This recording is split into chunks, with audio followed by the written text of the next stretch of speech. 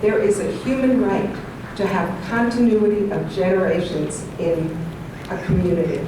And we know that the communities that are affected by mass incarceration, that are damaged, that are dragged through the process, and the mothers are dragged up to prison to visit their husbands and bring the kids, all that stuff, that is the Black community, the Latino community. So those communities, our communities that make the livelihood of this country, are being attacked by this.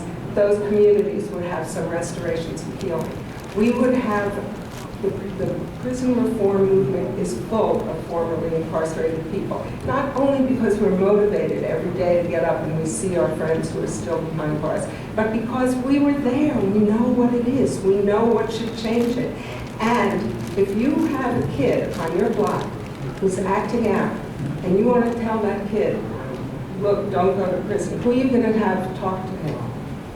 Someone who's been there, someone who's been through it, someone who's been through that life and turned around. So those are all the reasons why we would benefit. And then just to get to the money, and then I'll stop before I hear that big movement, although I do want to say something about movement, is that the cost of keeping elders incarcerated is so huge, it's 2 to 4 times the cost of keeping a younger person incarcerated. And around the country, everyone's talking about elders in prison because you can't miss the issue. But they're talking about building geriatric units inside the prisons, which is a huge expense and an attack on the dignity of elders. So RAP is actually, and I can't believe this, but it is true, the only project in the country that's saying the solution is release them. We work with the same Parole Act, we work with the comments that Judith was talking about, we pressure the parole board, we are trying everything. We have a petition, which we would ask everyone here to sign. It's in the back, it's on the table. We have members of the RAP Coalition circulating with it. We want to show that the community has more voices saying, let our elders go, bring them back so we can begin to heal, we can begin to institute restorative justice and something that heals communities instead of hurting them more. And we want to have 40,000, 50,000 signatures on that petition so that we can say to the governor, to the legislators, this is what the community wants. We are taking back the right to determine who we want in our communities. We are taking back the power to heal our communities from the damage that we do to each other when we commit acts of violence against each other. That's our responsibility. It will make us more whole. So if we let this process keep going, there are going to be more and more kids that are getting older inside, and we will never solve the prison crisis unless we release aging people in prison. Absolutely. Thank you so much. I am going to tell you about some global research. Prison labor has its roots in slavery. So there's a reason why they don't want to let them out. Isn't that right? Yeah. Who don't believe that? Oh, I'm just checking. During the post-Civil War period, Jim Crow racial segregation laws were imposed on every state. The legal segregation in schools, housing, marriages, and other aspects of daily life. Today, a new set of markedly racist laws have imposed slavery labor and sweatshops in the criminal justice system. And now, as the prison industrial complex comments in Left Business Observer, who is investing? I need you to know this.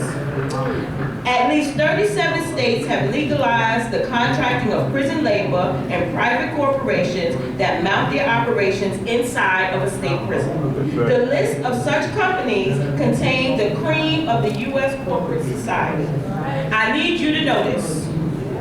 Now, the global research said this. That's the name of the article in case you're looking for it. IBM, Boeing, Motorola, Microsoft, AT&T, Texas Instrument, Dell, Compaq, Honeywell, Hewitt-Packard, Nortel Technology, 3Com, Intel, Northern Telecom, TWA, Nordstrom's, ladies.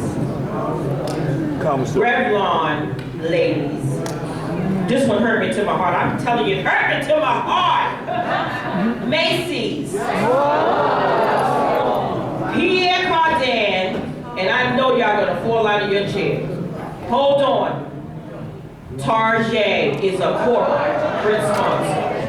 And many, many more. All of these businesses are excited about the economic boom generations by prison labor. Just between 1980 and 2004, profits went up from $392 million to $1.3 billion. Inmates in state penitentiaries generally receive the minimum wage for their work, which is not true. But not all. In Colorado, they get about $2 per hour, well under the minimum. And in privately run prisons, they receive 17 cents per hour for a maximum of 6 days a week, the equivalent of a big $20 a month.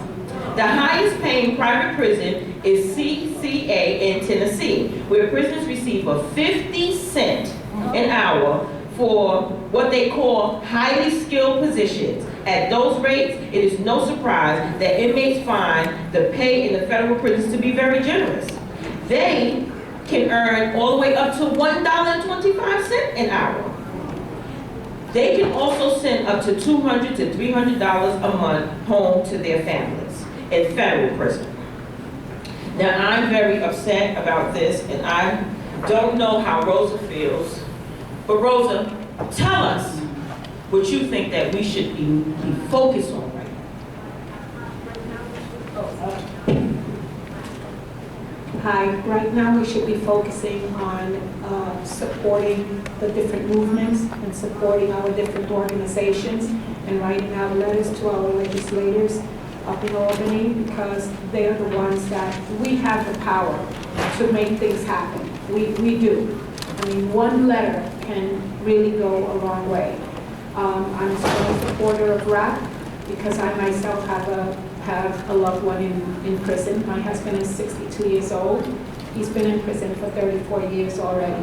Wow. And the Compass is a risk assessment tool that every inmate must fill out prior to them going to the parole board, and then that determines their percentage of whether they're ready to go home or not ready to go home.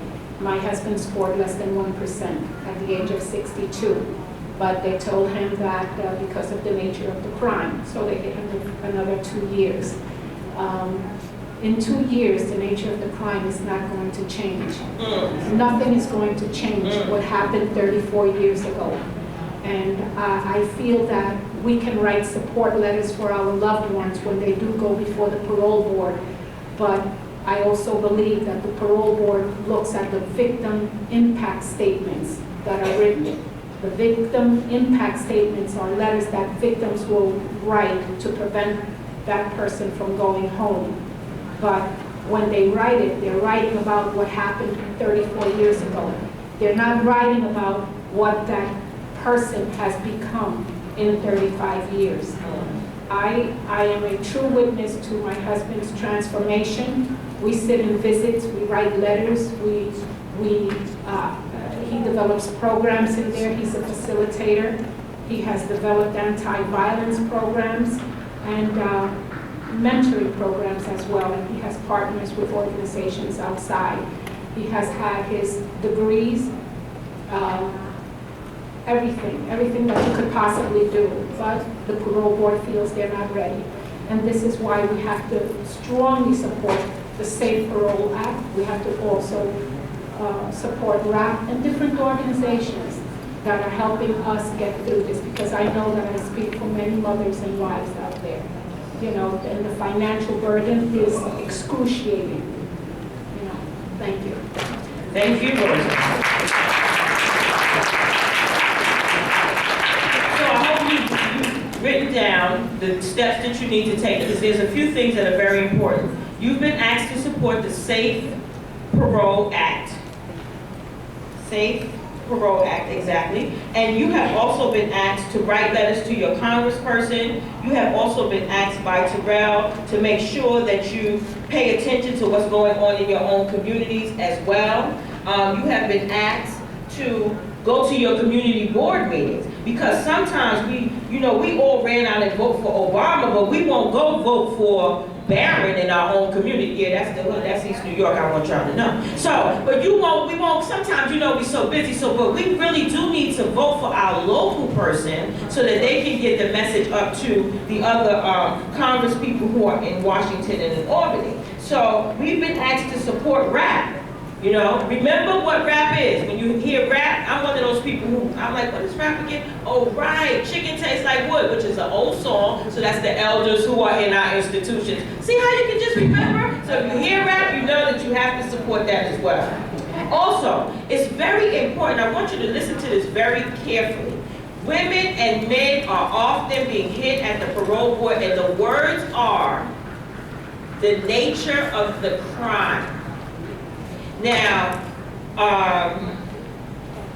Miss Barbara said something that was very interesting. We hit them for the nature, and so did Judah. We hit them for the nature of the crime. But guess what? I realized, I found it out, I seen it myself. There's nothing it's nothing else left to do after 32 years in prison. So you've already done the college program, you've gotten your degree, you've already done the active violence, the victim, you've worked in the kitchen, you worked across the street, you went to the law library, you did everything that the facility had. You cut down trees, you milk cows, whatever it is that they told you to do, right? So, but then you go to the parole board after 32 years, after 12 years, after 6 years, or whatever the first minimum sentence was, and you get hit for the nature of the crime. It is very important that you understand what that means, because it is nothing else left to do in order to, so it's not like they said the nature of the crime and we want you to work on yourself because you have not taken the violence against puppy dogs. Or we want you to train a person who can't read. It's nothing on that paper that says these are the steps for the next parole board. You know why? Because she just said it. My husband is now doing the training. It's nothing left for individuals to do. We do know that they don't have college and prison, except it's privately funded. We do know that, right? Why? Because a college education, what? Okay? Exactly. People don't go back to prison when they get a college education, the majority of the time. The numbers are very high. So now, he's become a trainer. But it's still not, that doesn't matter, because even if he puts that down for the next parole board, as we can see, he still gets hit again. Very, very important information to have. And again, I don't have the answer. We all do. We all do. So, I left my friend for last. Woo-hoo! This is going to be, everybody comfortable? Is anybody asleep? Look, touch your neighbor, make sure they're not asleep. All right, everybody gets awake. Wonderful. So I just want to ask, the Correctional Association is very dear to my heart, and I just want to ask Eddie to give us just his information that he thinks that we need to have so that we can move forward in our movement. So we're just going to let Eddie just tell us, what is it? What is going on? And Eddie can tell us a little bit about what he does. All right, everybody can hear me. What's going on? Over 20 years ago, I was released from prison, and the day I was leaving, a correctional officer told me, "You'll be back." And I didn't get angry at that time, because I had gone through some changes, some transformations, rather, the last time I was arrested. So one of the things I want to talk about a little, as what we can do as a community, is that a prison is not just a location. A prison is mostly a state of mind. And at the very heart of public policy today, at the very heart of governmental policy, because let's get this straight, the prison today, or what they call mass incarceration, is another evolution that started when it was slavery, Jim Crow, the ghetto, and now we have the prison. All right, so it's an essentially evil institution. And what it does, it incarcerates not just your body, but if you allow it, it will incarcerate your mind. And whether or not you've been in a prison, if you're a person of color, and I hate saying person of color because it's really black and Latinos, if you're a black or Latino in the United States, you've been impacted. They've tried to incarcerate your mind. Because that's how the numbers are unreal. This has never been before in the recorded human history what's happening in our society in terms of how we're incarcerating people of black and Latinos in the United States. We incarcerate more black people as a percentage in the United States than South Africa did at the height of apartheid. But yet you don't hear about that. So first of all, we need to break out of our own community, collective mental prison, because they've sold us a bill of goods and say, this is what makes our community safe. But as people have told us before, as my colleagues have said before, those who represent the least amount of danger to the community are not even being released. So it's not about safety. It's about social control. It's about the social control of black bodies. I was reading research, it's called the fourth grade monster. And it's about how young black men, young black boys rather, are perceived by white society. And they're perceived often as being older, more impulsive, and any negative attribution that can be put upon a young baby is put upon young black boys, and that's where it starts. So I think the first thing we got to do is that we have to liberate ourselves from the idea that incarceration is anything but poison to our community. And I say that because I come from the community. And I know how some of the others say, well, you know, I had to live here when I had to dodge bullets in my living room. I don't want, you know, Flacco on the corner anymore, right? But we're kind of buying into that. And we need to, you want to do something? Stop buying into that. Because we need something else. I mean, if my mom were here, she would tell you I'm not the most religious person in the world, but I do know that at the root of Christianity is this notion of redemption. There is no redemption in our prison industrial complex. What's happening inside prisons is that we become, in New York State at least, we become the largest purveyor of substance abuse treatment. The New York State prison is ground zero for HIV and other infectious diseases.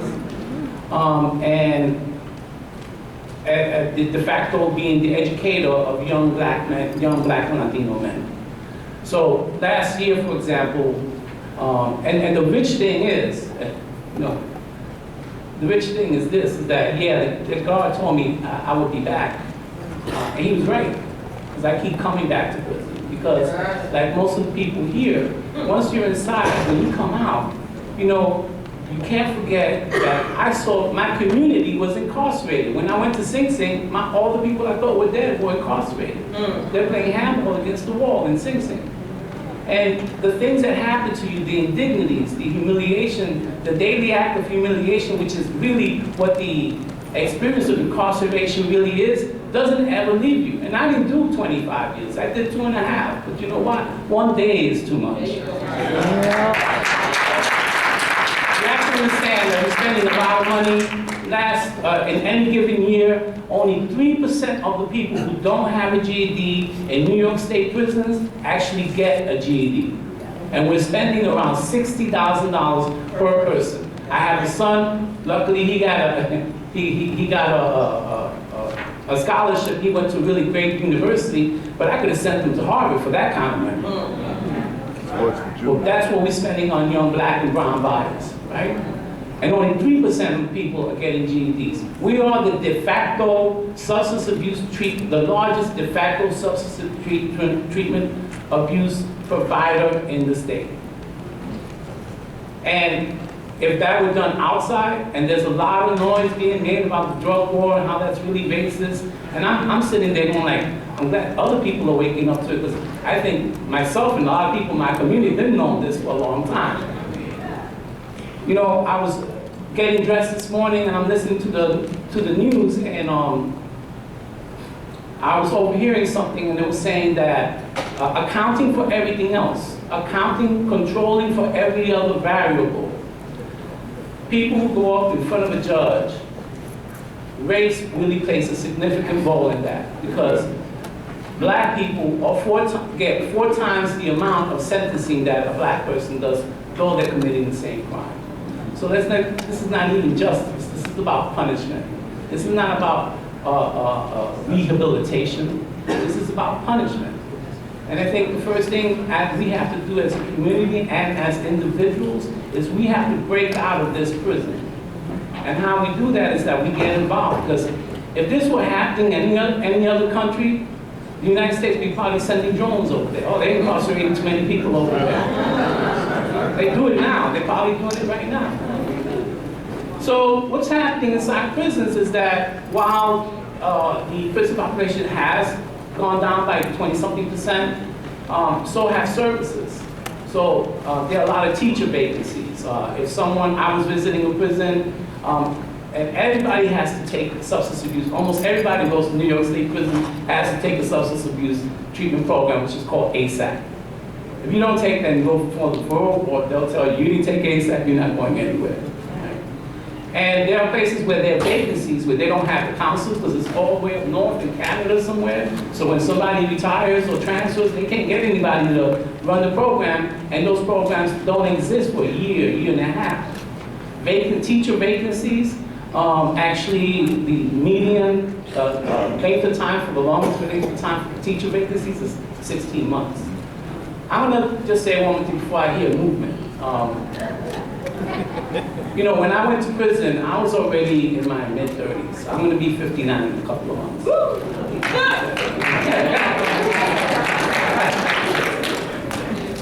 And, you know, I was a pretty intelligent guy. I could sell you a bag of dope and quote Shakespeare. Not that I'm proud of that, right? But I always read. My father always told me, you know, if you want to know something, you'll find it in a book. He said the biggest thing in the world is that the powers that be put everything you need to know in a book. And if you search enough, you'll find it. So I've always been well-read, so on and so forth, right? And but I always lied about my educational achievement because I never even got my GED. Broke my mother's heart. And I got my GED at Sing Sing. And at the time I was there was something happening at Sing Sing, aside from a lot of corruption. There were a lot of people who were getting educated and who were transforming themselves at the same time, transforming the prison. They were creating programs, people like Tyrell Muhammad, Eddie Ellis, Divine Pryor, all these people, while they were incarcerated, they were actually breaking free. That, you know, one day I was in prison, I told him, you know, I'm really free, and the guys thought I was getting high. What I was thinking was, I was no longer buying into the program. I was incarcerated, but I was a free man, because they can incarcerate my body, they can incarcerate us, but you have to give permission to somebody to incarcerate your mind. So you know what? There's a lot of information here. There's a lot going on, and I'm really glad that NAM has had this panel because this is like, if we're lucky, years from now, and we break, you know, we do away with this prison industrial complex. People are going to say, wow, back in the early 21st century, this was going on. And your grandchildren say, what did you do when that was going on? And I hope you can say, you know, I stood up and I fought and I spoke truth to power, right? Thank you.